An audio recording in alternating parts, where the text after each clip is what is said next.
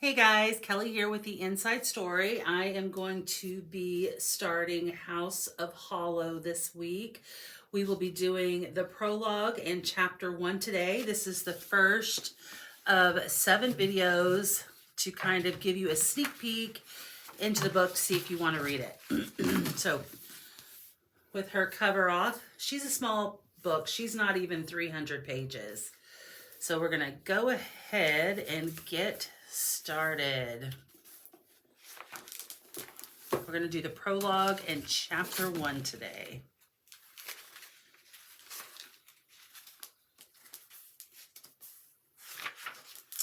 Prologue. I was 10 years old the first time I realized I was strange. Around midnight, a woman dressed in white slipped through my bedroom window and cut off a lock of my hair with sewing scissors. I was awake the whole time, but I couldn't move, couldn't scream. I watched as she held the curl of my hair to her nose and inhaled. I watched as she put it on her tongue and closed her mouth, swallowing. I watched as she bent over me and ran a fingertip along the hook-shaped scar at the base of my throat. It was only when she opened my door, bound for the bedrooms of my older sisters, with the scissors still held at her side, that I finally screamed. My mother tackled her in the hall. My sisters helped hold her down. The woman was rough and rabid, thrashing against the three of them with a strength we'd later learn was fueled by amphetamines. She bit my mother. She headbutted my middle sister, Vivi, so hard in the face that her nose was crushed and both of her eye sockets were bruised for weeks. It was Gray, my eldest sister, who finally subdued her. When she thought my mother wasn't looking, she bent low over the wild woman's face and pressed her lips against her mouth. It was a soft kiss right out of a fairy tale, made gruesome by the fact that the woman's chin was slick with our mother's blood. For a moment, the air smelled sweet and wrong, a mixture of honey and something else, something rotten. Gray pulled back and held the woman's head in her hands, and then watched her intently, waiting. My sister's eyes were so black they looked like polished river stones. She was 14 then and already the most beautiful creature I could imagine. I wanted to peel the skin from her body and wear it draped over mine. The woman shuddered beneath Gray's touch and then just stopped. By the time the police arrived, the woman's eyes were wide and far away, her limbs so liquid she could no longer stand and had to be carried out, limp as a drunk, by 3 officers. I wondered if Gray already knew then what we were. The woman, the police would later tell us, had read about us on the internet and stalked us for several weeks before the break-in. We were famous for a bizarre thing that had happened to us 3 years earlier when I was 7, a thing I couldn't remember and never thought about, but that apparently intrigued many other people a great deal. I was keyed into our strangeness after that. I watched for it in the years that followed, saw it bloom around us in unexpected ways. There was a man who tried to pull Vivi into his car when she was 15 because he thought she was an angel. She broke his jaw and knocked out 2 of his teeth. There was a teacher, the one Gray hated, who was fired after he pressed her against a wall and kissed her neck in front of the whole class. There was the pretty popular girl who had bullied me, who stood in front of the entire school at assembly and silently began to shave her own head, tears streaming down her face as her dark locks fell into spools at her feet. When I found Gray's eyes through the sea of faces that day, she was staring at me. The bullying had been going on for months, but I'd only told my sisters about it the night before. Gray winked, then returned to the book she was reading, uninterested in the show. Vivi, always less subtle, had her feet up on the back of the chair in front of her and was grinning from ear to ear, her crooked nose wrinkled in delight. Dark, dangerous things happened around the Hollow sisters.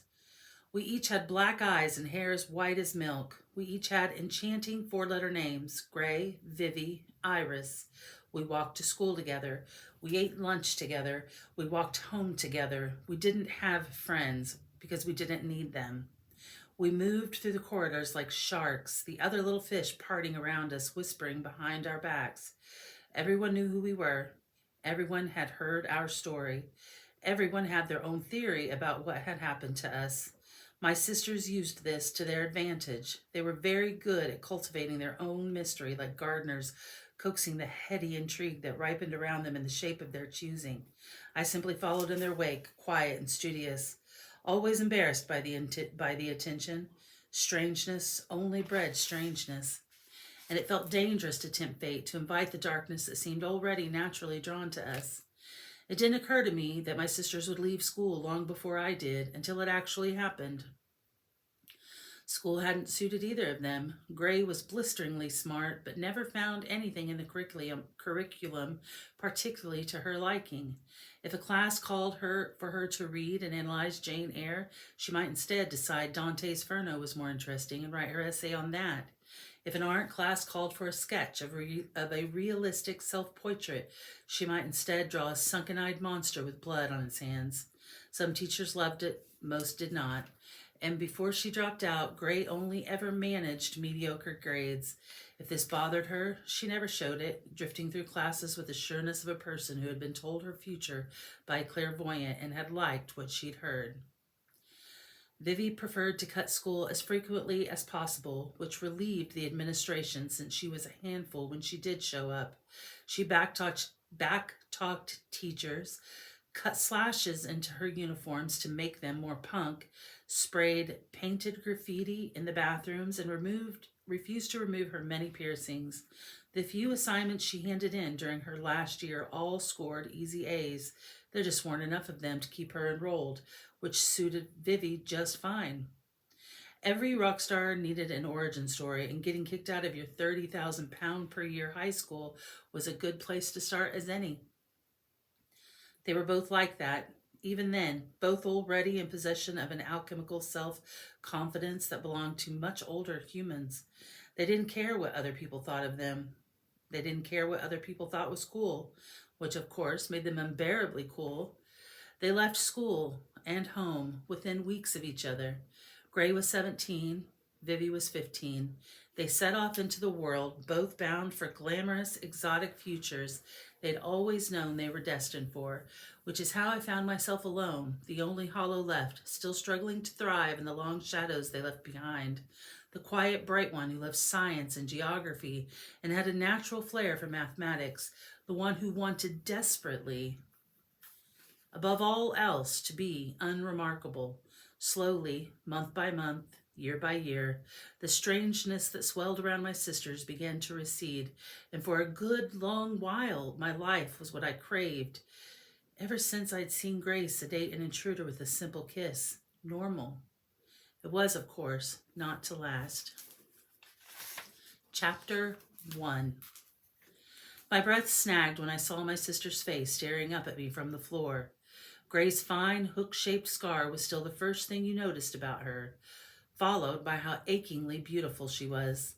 The Vogue magazine, her third U.S. cover in as many years, must have arrived in the mail and landed face up on the hall rug, smack bang, which is where I found it, in the silver ghost light of the morning.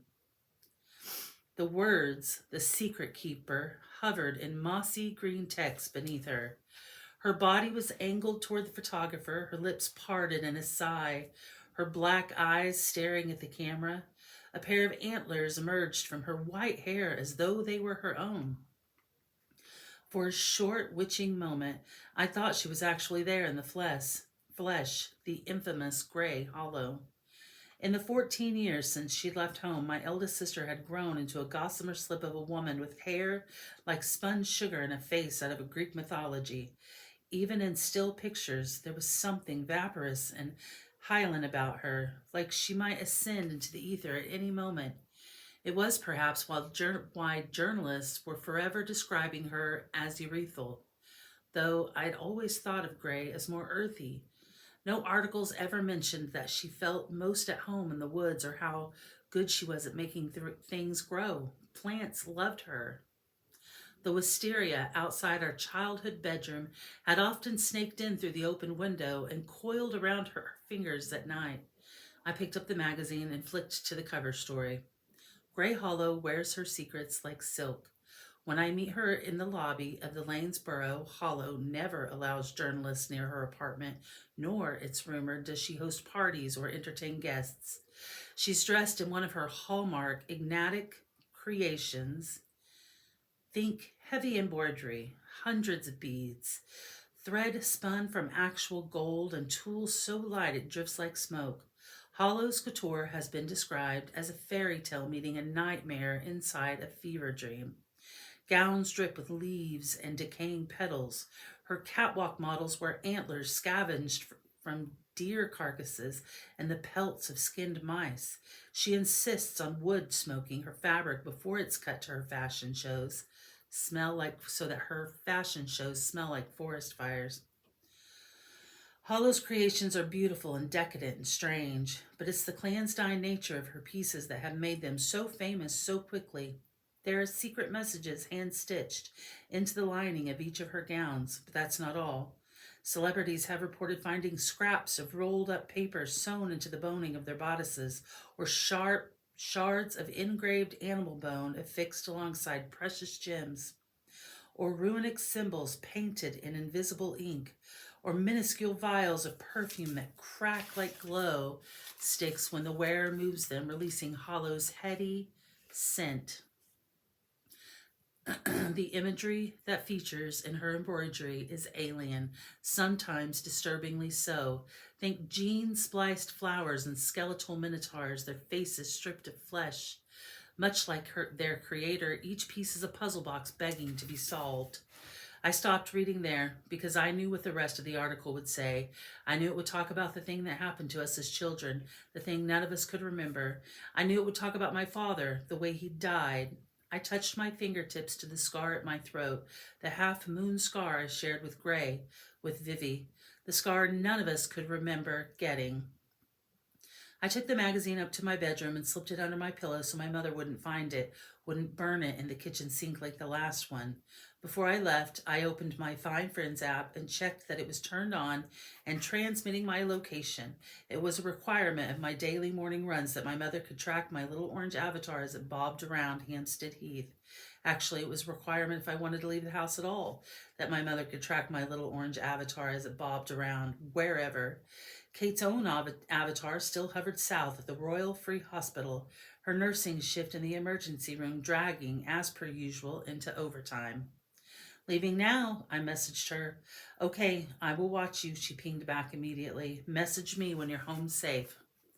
I set off in the pre-dawn winter cold.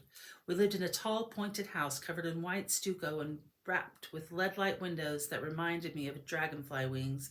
Remnants of night still clung to the eaves and collected in pools beneath the tree in our front yard. It was not the kind of place a single mother on a nurse's salary could usually afford, but it had once belonged to my mother's parents, who both died in a car accident when she was pregnant with Gray. They bought it at the start of their marriage during World War II when property prices in London had crashed because of the Blitz. They were teenagers then, barely older than I was now. The house had been grand once, though it sagged and sunken with time. In my favorite old photograph of the place, taken in the kitchen sometime in the 60s, the room was fat with lazy sunlight, the kind that lingers for hours in the summer months, sticking to the tops of trees in golden halos. My grandmother was squinting at the camera, a kaleidoscope of glittering green casts across her skin from the stained glass window that had since been broken. My grandfather stood with his arm around her, a cigar in his mouth, his pants belted high and a pair of Coke bottle glasses on his nose. The air looked warm and smoky, and my grandparents were both smiling. They were cool, relaxed. If you didn't know their story, you might think they were happy. From the 4 pregnancies she carried to term, my grandmother had given birth to only one living child, quite late in her life, my mother, Kate. The rooms of this house that had been earmarked for children had been left empty, and my grandparents had not lived long enough to see any of their grandchildren born. There are things in every family that are not talked about. Stories you know without really knowing how you know them. Tales of terrible things that cast long shadows over generations. Adelaide Fairlight's 3 stillborn babies was one of those stories. Another was the thing that happened to us when I was 7. Vivi called before I'd even reached the end of the street. I took the call on my AirPods, knowing, without even looking at my screen, that it was her. Hey, I said, you're up early. Can't even be lunchtime in Budapest. Ha ha, Vivi's voice sounded muffled, distracted. What are you doing? I'm out for a run, the thing I do every morning. I turned left and ran along the footpath past empty sports fields and carcasses of trees that stood tall and stripped in the cold. It was a gray morning, the sun yawning sluggishly in the sky behind a pall of clouds. The chill needled my exposed skin, drawing tears from my eyes and making my ears ache with each heartbeat. Ooh, Vivi said. I heard an airline announcement in the background. Why would you do that to yourself? It's the latest rage for cardiovascular health. Are you at the airport? I'm flying in for a gig tonight, remember? I just landed in London. No, I do not remember because you definitely didn't tell me. I'm sure I told you. That would be a negative. Anyway, I'm here, and Gray's flying in from Paris for a photo shoot today, and we're all hanging out in Camden before the gig. I'll pick you up when I get out of this god-awful airport. Vivi, it's a school day. You're still at that soul-destroying institution? Wait, hang on. I'm going through immigration. My usual path took me through the green fields of Golders Hill Park, the grass sprinkled with a confetti bomb of yellow daffodils and white and purple crocuses. It had been a mild winter, and spring was already breaking, rolling across the city in mid-February. Minutes dragged by. I heard more airline announcements in the background as I ran along the western border of Hampstead Heath, then into the park, past the blanched milkstone of the Kenwood House. I headed deeper into the twisting wild wood warrens of the Heath, so tight and green in old places it was hard to believe you were still in London. I gravitated to the untamed parts where the trails were muddy and thick fairy tale trees grew over them in archways.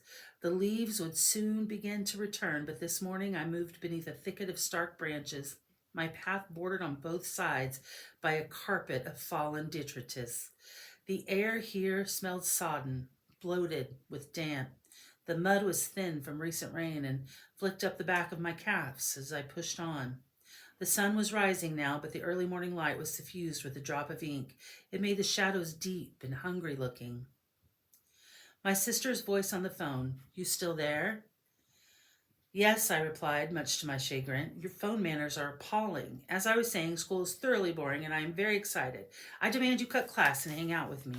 I can't. Don't make me call the administration to tell them you need the day off for STD testing or something. You wouldn't. Okay, chat soon. Vivi. The line went quiet at the same time a pigeon shot out of the undergrowth and into my face. I yelped and fell backward into the muck, my hands instinctively coming up to protect my head, even though the bird had already fluttered away. And then a small movement on the path far ahead. There was a figure, obscured by the trees and overgrown grass, a man, pale and shirtless despite the cold, far enough away that I couldn't tell if he was even looking in my direction. From this distance, in the gunmetal light, it appeared as though he was wearing a horned skull over his head. I thought of my sister on the cover of Vogue, of the antlers her models wore on the catwalk, of the beasts she embroidered on her silk gowns. I took a few deep breaths and lingered where I sat in the mud, unsure if the man had seen me or not, but he didn't move. A breeze cooled my forehead, carrying with it a smell of wood smoke and the wild, wet stench of something feral. I knew that smell, even if I couldn't remember what it meant. I scrambled to my feet and ran hard in the direction I'd come from, my blood hot and quick, my feet slipping, visions of monsters snagging my ponytail, playing on repeat in my head. I kept checking behind me until I passed Kenwood House and stumbled out onto the road, but no one followed. The world outside the green bubble of Hampstead Heath was busy, normal. London was waking up. When I caught my breath, my fear was replaced by embarrassment that a wet brown stain had spread over the back of my leggings. I stayed alert while I ran home, the way women do, one AirPod out, a sharp slice of adrenaline carving up the line of my spine. A passing cab driver laughed at me, and a man out for his first cigarette of the day told me I was beautiful and told me to smile. Both left a prickle of fright and anger in my gut, but I kept running, and they faded back into the white noise of the city. That's the way it was with Vivian Gray. All it took was one phone call for the strangeness to start seeping in again. At the end of my street, I messaged my middle sister, "Do not come to my school."